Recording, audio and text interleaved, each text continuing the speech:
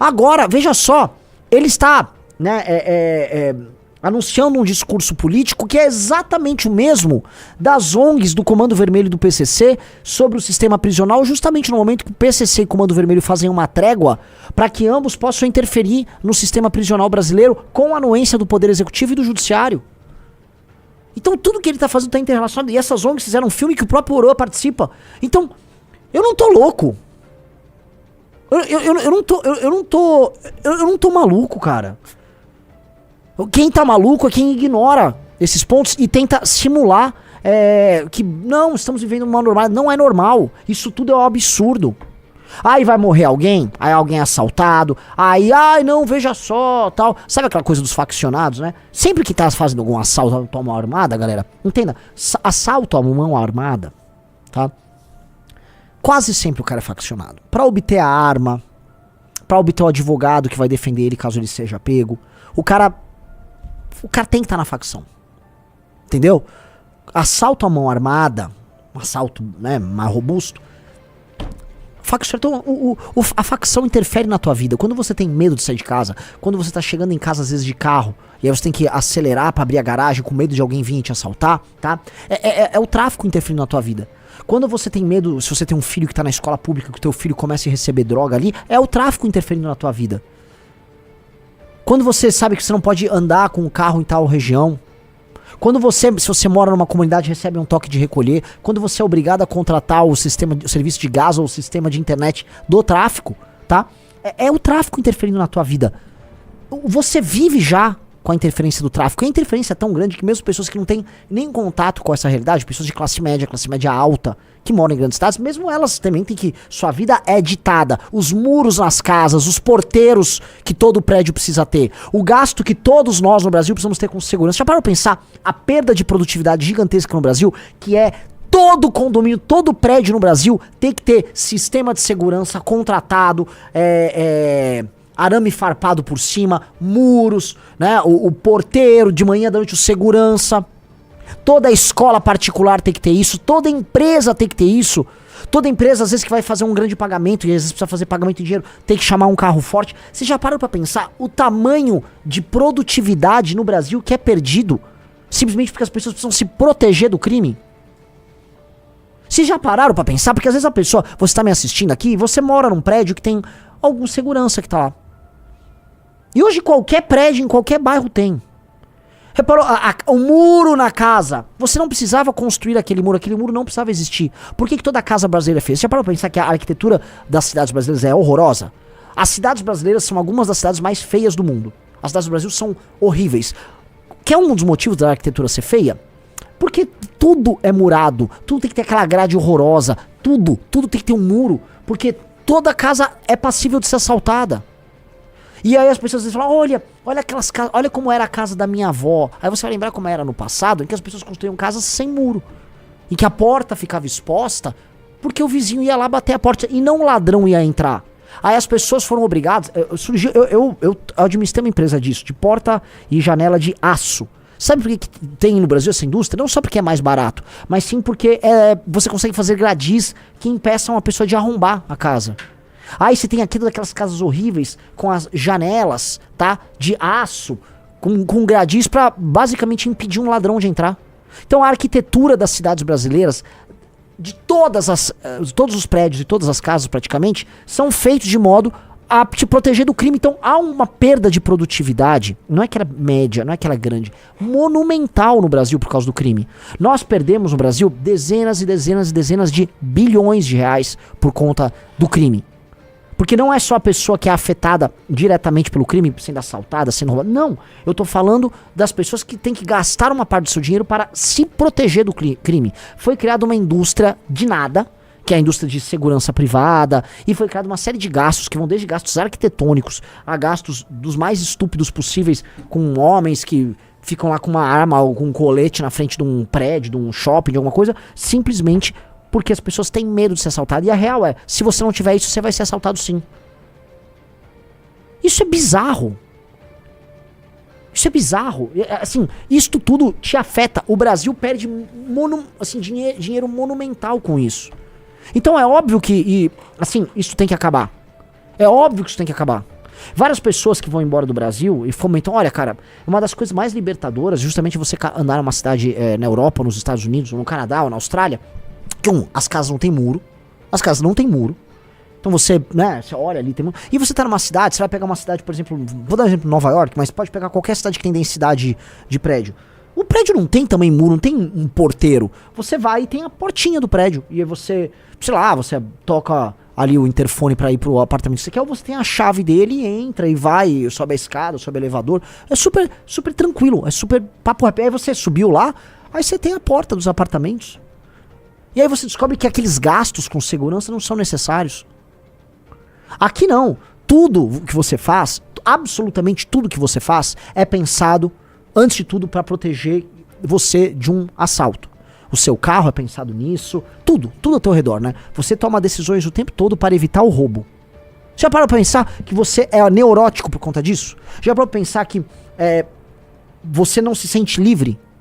Já parou pra pensar que se você vai numa festa, vai ter uma festa, vai ter um carnaval, qual é uma das preocupações centrais? Um bolso que tem um zíper, que esteja bem trancado pra você guardar o celular, porque vão roubar seu celular lá, né? Se você vai andar num centro de uma grande cidade, cuidado, que aqui pode ser assaltado. Então, o Diego Lopes botou, só lembrando os fretes e seguros de cargas, o que torna ainda mais caros a produção absurda. Sim, e lembrando que quem faz roubo de carga no Brasil por excelência é facção. Roubo de carga é uma operação complexa. Complexa. Pra você fazer um roubo de carga, deixa eu explicar uma coisa, tá? Eu conheço um pouco desse assunto.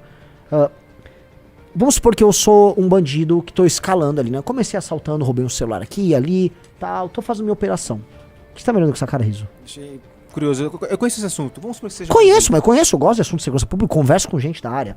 Você quer dizer o quê? Que eu sou um assaltante de carreta? O chat também achou estranho. Mas tá bom, gente, então eu fui um assaltante de carreta. Então vou contar minhas experiências aqui. Então vamos lá. Então você tá escalando, mas você não dispõe, Riso, por exemplo, do equipamento pra roubar um carro forte, um banco. Eu não dispunho. Eu não disponho até hoje um equipamento pra roubar um carro forte, pra eu roubar um banco, hoje cada vez mais raro, pra roubar uma carreta de, vamos dizer, de televisões, sabe? Então eu não disponho. Então, como é que eu faço? Você já parou pra pensar? Você precisa ter um grande capital empatado, você precisa de arma de alto calibre, você precisa do tal do carro bicho, né? Um bom carro roubado, né? Mas que ainda tem uma placa ali colocada que você não vai ser pego pelas câmeras e tal. Você vai precisar de carro, você vai precisar de armas, você vai precisar de algum aparato explosivo e tal. Isso vai dinheiro, não vai? Como é que funciona isso? Se você tá faccionado, você vai num cara da facção que tem aí na sua cidade que chama armeiro. Você vai conversar com o armeiro. Armeiro, eu vou roubar, tem uma carreta tal, que passa aqui, tal. Eu quero fazer roubo de carreta aqui na região. Tudo bem, acho que 30% é nosso, tá? Você é facção, você tem um seguro aqui. Eu vou fornecer pra você o carro, a arma. Você precisa de um cara especialista junto? Puta, era bom, precisava de um cara que, sei lá, abre copa. Tá. Arruma um especialista, toca uma operação, a facção fica com o quinhão deles, ele usa o material da facção, sacou? E ele faz o roubo dele. Se ele for pego, a facção vai ajudar ele, foi preso. Tá, entendeu? A facção é uma puta de uma parceira de negócios ali. Que se você não dispõe do capital empatado em boas armas de alto calibre, em um bom carro, a facção fornece pra você. Então, roubar a carreta, como o rapaz citou, é uma operação que a facção participa, entra junto, é parceira. Né? Pô, eu tô entrando com boas armas aqui e tal. Sacou? O Riso tá anotando pra aprender aqui como é que funciona. Né? Parece que você é o chat GPT. Como roubar? Não posso te falar. Como seria caso fosse... Então, é isso. Você vê que o PCC, nessas horas, o PCC é muito sério nisso. É muito melhor do que um banco. Se você tem uma empresa e fala, preciso pegar crédito, o banco já vai ver te esfolar totalmente, te largar a própria sorte, né? E aí ele vai tentar, assim, tirar tudo que é teu. Isso se você conseguir pegar o dinheiro. Já o PCC não. Ele não quer saber se você tá com o nome sujo, ele quer saber se você tá faccionado, então fica tranquilo, eu vou investir aqui no teu empreendimento. Simplesmente você vai roubar essa carga, mas eles ainda vão ajudar a revender a carga roubada. Olha que sensacional, eles estão em todas as partes da operação ali.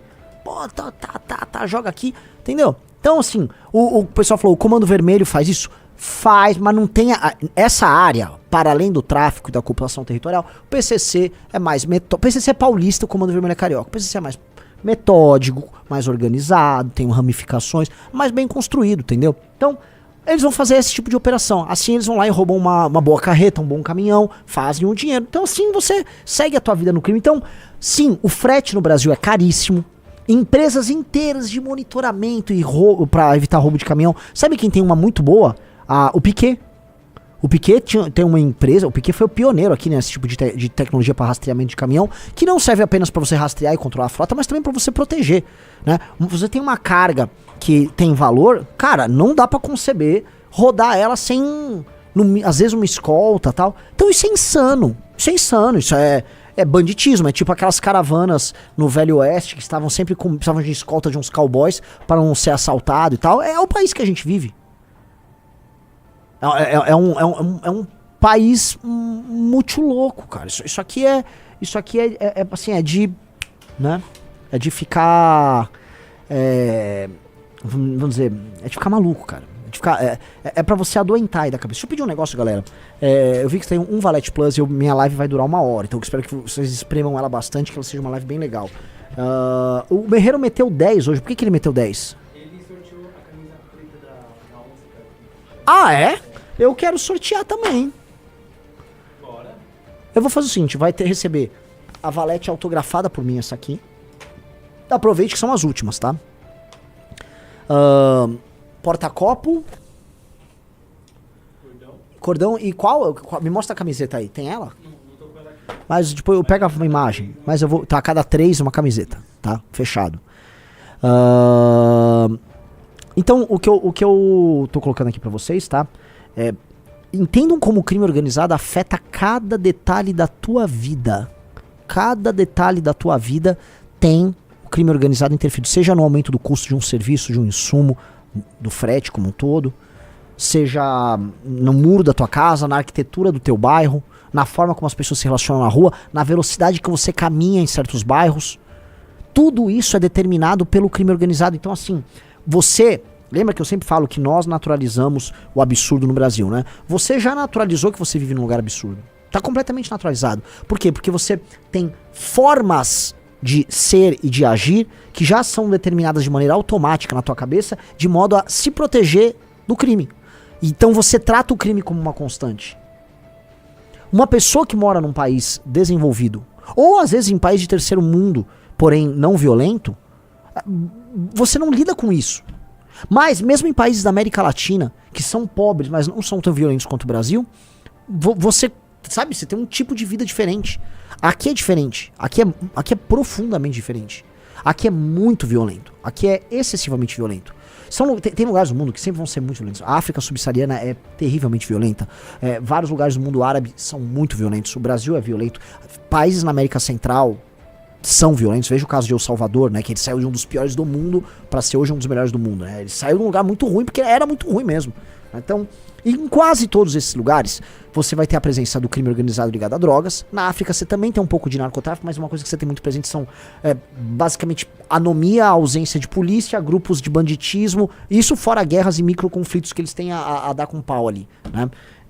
E tem uma cultura de violência ali presente também. Então, você já vai pra Ásia, isso vai diminuindo e vai diminuindo consideravelmente. Todo mundo me narra que quem viaja, por exemplo, pra Tailândia, pra passar férias e tal, às vezes tem até pequenos delitos, mas não é um lugar exatamente rico, mas o crime não tá tão presente. Então a Ásia é diferente. A gente, né, nós sempre fomos um povo muito violento. Né, e nós somos um povo violento que mascara a nossa violência natural, nossa violência endêmica, nossa violência profundamente brasileira, com essa cordialidade, com essa leveza, né? Que é essa coisa que é a cultura da favela. Todo mundo vende a favela com um grande sorriso, uma grande dança, uma grande alegria, mas é um dos lugares mais violentos do mundo.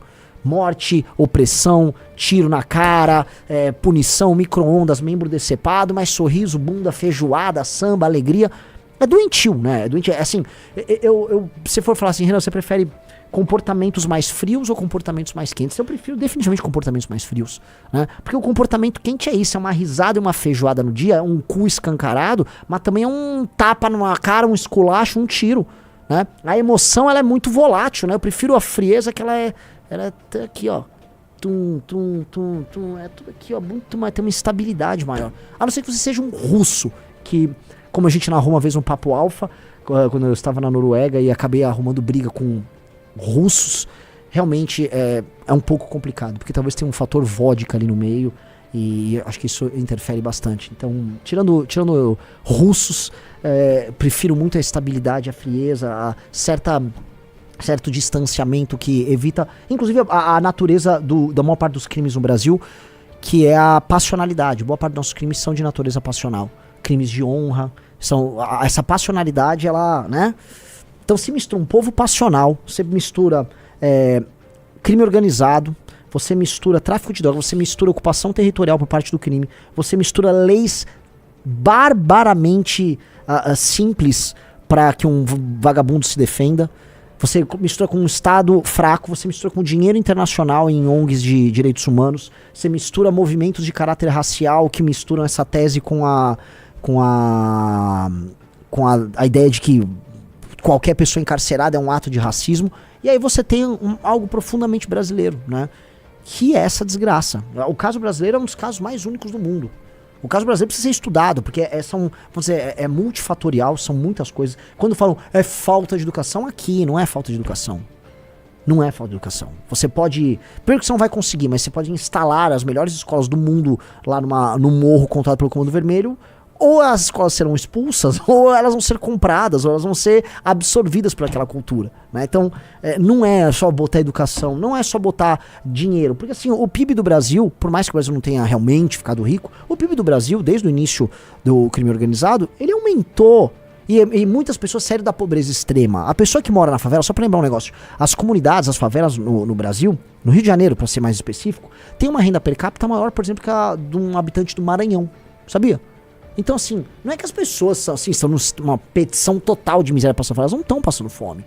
Então não é só isso. Não é só isso. São muitos elementos, são muitos fatores que trabalham em conjunto para resolver. Naturalmente, se você quiser combater eles, você vai ter que ter uma ordem de prioridade.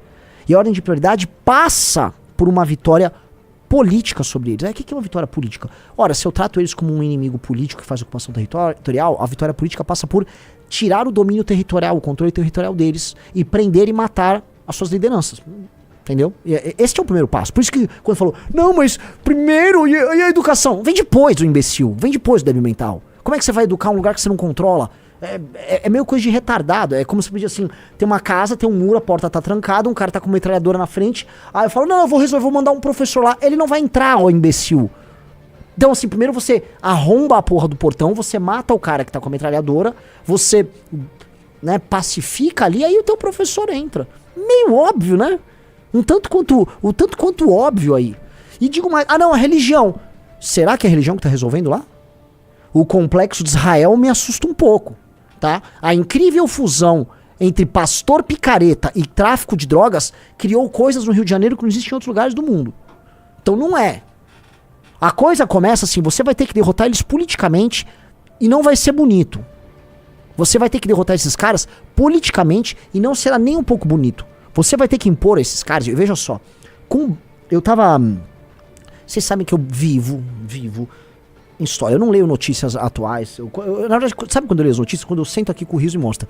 Eu não leio nada de notícia. Eu já até fiz tem um podcast meu lá no Vale Depois, o Riso pode até procurar ali. Ler notícias te deixa burro. Eu não leio notícia, não tô falando que eu sou inteligente, mas acho que eu seria muito mais burro do que eu sou se eu estivesse lendo notícias. Então, eu vejo história.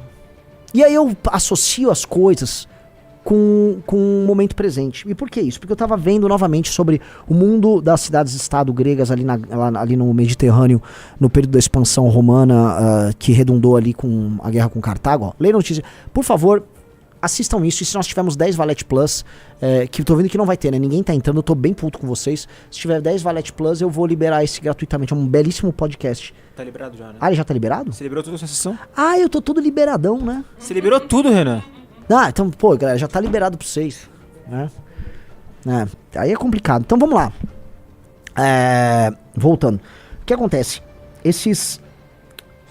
Eu não vou nem voltar pra Idade do Bronze, porque se vocês leem a Ilíada, e eu até tô falando com o Ian para colocarmos a Ilíada e a Odisseia no Clube do Livro, tá? Em algum momento. Acho que não será agora, tá? Mas a Ilíada... Você lê a Ilíada, você às vezes imagina que você vê um livro de heróis, né? Uma história de heróis, e você sempre imagina o herói romântico, o herói medieval, o cavaleiro medieval que defende a donzela, que está lá para defender o reino e cuida do... Não é assim. Um herói da Ilíada, a noção de heroísmo dele é basicamente assim, a noção de honra, ser reconhecido pelos seus feitos enquanto homem. E o que são seus feitos enquanto um homem aristocrata, um guerreiro? Matar muito e matar bem. É ser reconhecido como alguém que mata muito e mata bem. E aí você lê a Ilíada, cara, assim, leiam a Ilíada. Os homens, porque assim, quando você lê com os olhos errados, você não entende. Pô, qual o papel do Diomedes ali? Qual era o valor do Aquiles? O valor desses caras, e eles queriam ser reconhecidos por isso, e eles achavam que o correto, que era o sistema de valores deles, era matar muito bem, e matar os homens certos, e assim, ser reconhecido. Gente, quero triunfar aqui, estou dando rolê de biga aqui, ó, vejam só, matei muito, todo banhado de sangue. E assim, a Ilíada é cheia de relatos. Então Diomedes pegou sua lança, jogou sua lança, ela perfurou a coxa do troiano, entrou na artéria, ele perdeu a perna e Diomedes cortou rapidamente sua jugular. Depois ele pegou uma outra lança e enfiou no globo ocular dele, o adversário ficou gritando até que Diomedes perfurasse ele com uma espada. E eles contam, aqui eles gostam de narrar, imagina que isso era narrado... isso era narrado oralmente, né? Não era escrito. A Ilíada, ela conta a história de uma guerra que aconteceu mais ou menos em 1200 ou 1300 a.C. E ela foi escrita, né, mais ou menos em 800, quando o Homero tá 800 a.C. Então assim, você teve 500 anos de oralidade. Então aquelas histórias eram recitadas, pra vocês entenderem, eram versos recitados. Então você recitar as glórias de batalha de uma série de homens que provavelmente alguns existiram, provavelmente o Menelau ou Agamenon existiram, entendeu? Pra você ficar recitando as histórias e as vitórias desses caras e tal, é porque aquilo era muito importante. E aí o reconhecimento que você tinha através da sua capacidade de matar era o reconhecimento que importava. Onde eu vou chegar com isso, tá?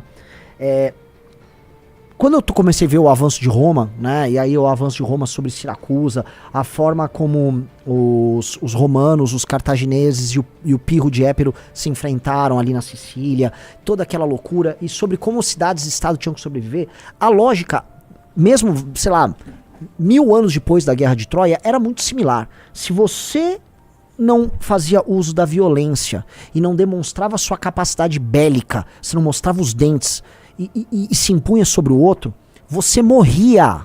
Você morria, a sua cidade-estado morria. E você não ter o domínio político sobre a polis, sobre a sua cidade-estado, significava que você, sua família vão ser escravos. Era 880, não tinha muito papinho.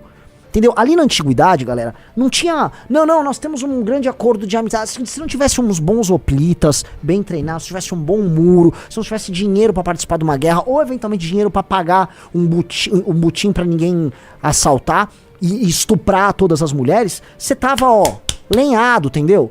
E a gente, né, porque aí vem, né, o Império Romano, aí vem a Idade Média, aí chega na modernidade, aí a gente começa a acreditar em ilusões. Não, eu sou titular de... Você não é titular de porra nenhuma.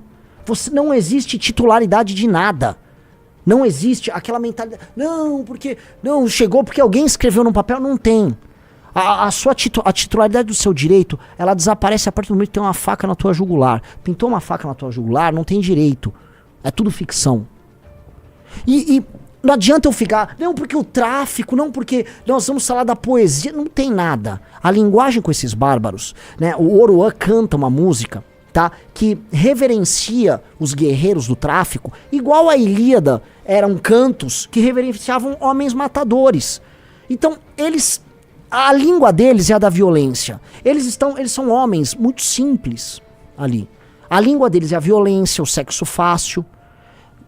A língua nossa pra eles tem que ser a mesma, até que a gente vença e imponha a nossa ordem. Sob a nossa espada, não sob a espada deles.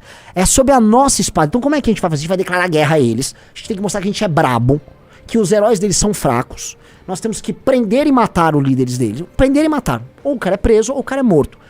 Nós temos que cultuar os que vão matá-los. Então parabéns!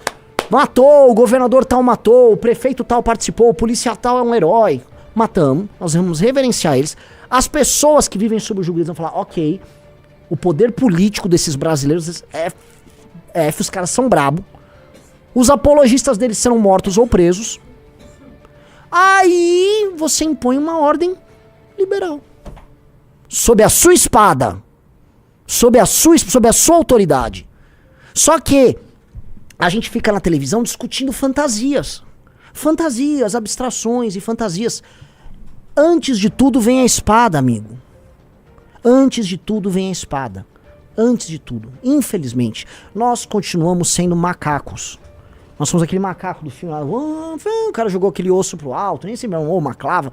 Ele joga o nosso. Por quê, né? Pô, eu vou pegar o osso e vou bater na cabeça do outro macaco.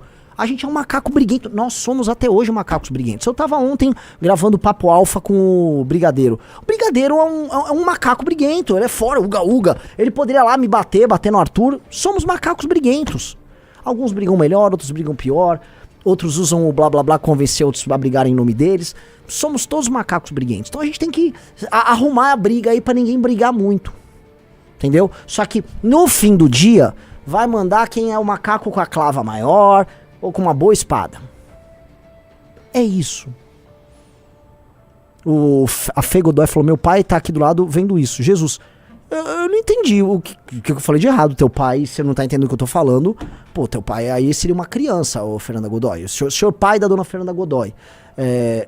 Onde o senhor discorda de mim nesse ponto? Você não ensinou sua filha, tá aqui no fim do dia, o mundo é um lugar mau, feio, ruim. Tome muito cuidado, cara. Não ensine as pessoas que o mundo é esse parque de diversão. Eu tenho com certeza que ele não fez isso. Porque o mundo é um lugar ruim. Entendeu? E no fim nós estamos falando de força bruta, poder político e de imposição de autoridade através do medo e das glórias. Vejam as canções. Quando eu falo aquela canção que o Oroa, que não é nem dele a canção, mas ele fica cantando num festival. Do cara que desce na avenida pra tirar, não sei o quê. Ou mesmo no que tá no livro 1 do livro amarelo, a música do Pose do Rodo. Né? Eles adoram narrar as conquistas e as vitórias dos bandidos deles, que são os heróis deles. O assaltante fulano de tal, que eles cantam, um cara que foi preso, ele é o Diomedes, ele é o Aquiles, ele é o Ajax. Deles, entendeu? E é isso. O que nós temos que fazer com os heróis deles? Nós temos que destruir os heróis deles. Os heróis, tanto que o Oroa fala, meu herói tá na cadeia, o herói dessa menina aqui também tá na cadeia. A menina fala, ela encontrou o Oroa e falou, o herói dela tá na cadeia. O herói dela não é herói, o herói dela é um bandido. Ela precisa entender que o pai dela é um bandido. E ela vai ter que lidar com essa dor e essa contradição pro resto da vida dela. Porque esse filho da puta ainda, né, ele, né, bota uma filha no mundo, tá lá preso, provavelmente não se arrepende e vai sair de lá faccionado, como todos que saem de lá saem falando, ninguém sai recuperado.